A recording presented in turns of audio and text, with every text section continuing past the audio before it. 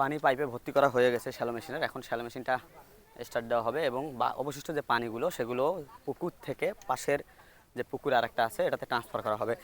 এরপর আমরা অনেক মাছ এখান থেকে পাবো ইনশাআল্লাহ।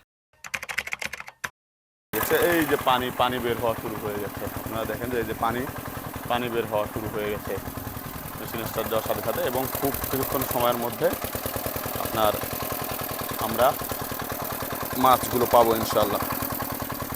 পানি আস্তে আস্তে কমে যাওয়ার ফলে আপনারা দেখেন যে এখানে যথেষ্ট পরিমাণ মাছ এখন আমাদের চোখে দৃষ্টিগোচর হচ্ছে, প্রচুর কাদাও ছিটাচ্ছে আর কি।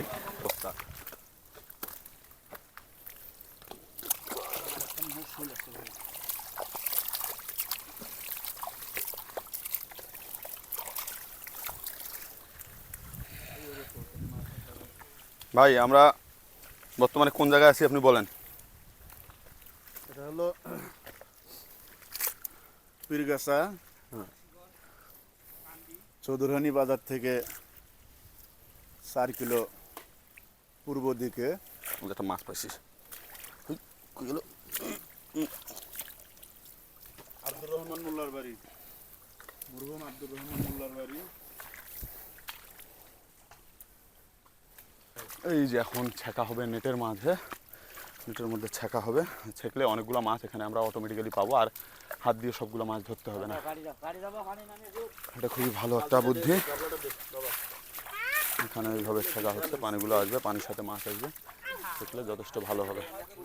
আমরা অনেকগুলো মাছ পেয়েছি, আপনাদেরকে দেখাই।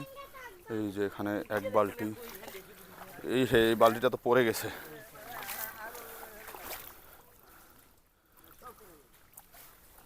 এখানেও কিছু মাছ আছে, এখানে ভরপুর ট্যাংনা মাছ দেখা যাচ্ছে, প্রচুর ট্যাংনা হয়েছে আলহামদুলিল্লাহ।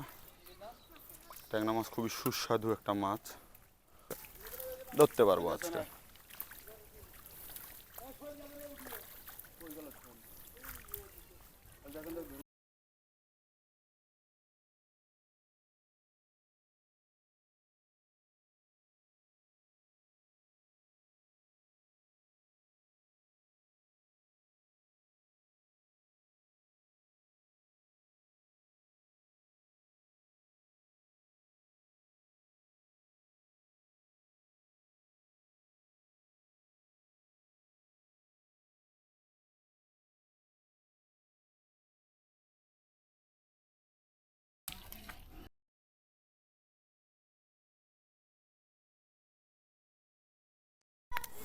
যেসব মাছ আমরা ধরলাম এগুলো এখন পরিষ্কার করা হচ্ছে।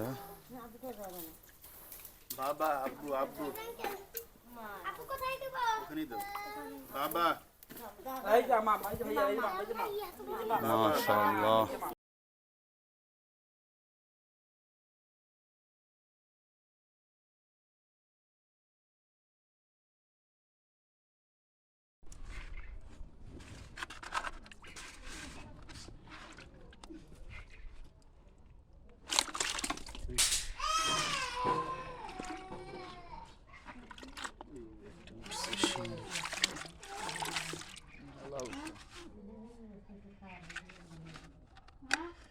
শিঙ্গিটা ধরে রাখা যাইতেছে না।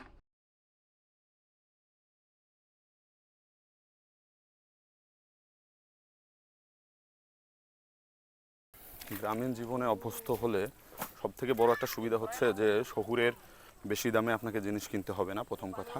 দ্বিতীয় কথা হচ্ছে গ্রামের ন্যাচারাল পরিবেশটা আপনারা উপভোগ করতে পারবেন।